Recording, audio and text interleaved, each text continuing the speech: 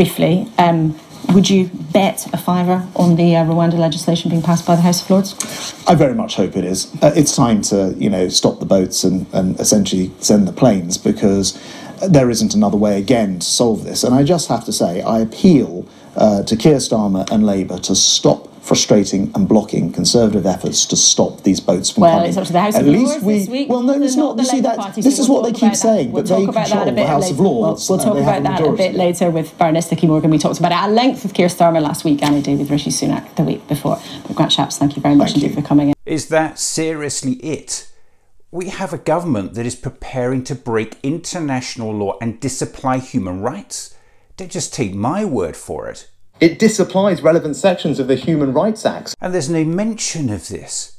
Just listen to that again. It disapplies relevant sections of the Human Rights Act. And it gets worse. And we've stopped them claiming modern slavery, right? And the UK Prime Minister, our Prime Minister, says that with an almost sense of pride.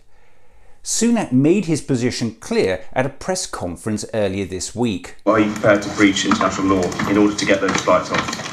Now, I've been crystal clear repeatedly that I won't let a foreign court stop us from getting flights off and getting this deterrent up and running. That's the UK Prime Minister, Rishi Sunak, giving a press conference to tell the country his government is willing to break international law. And this week, Conservative MPs actually voted to support that. How many times must I say this? Human rights are universal.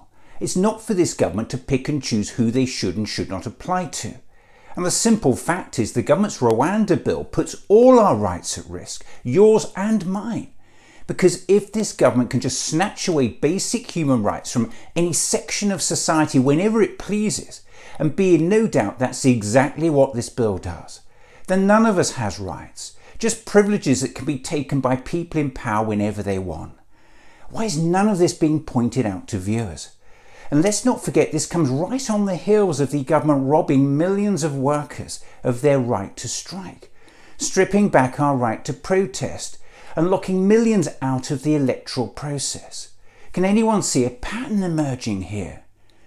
Now listen to the question that was put to the Defence Secretary again. Briefly, would you bet a fiver on the Rwanda legislation being passed by the House of Lords? It's almost flippant.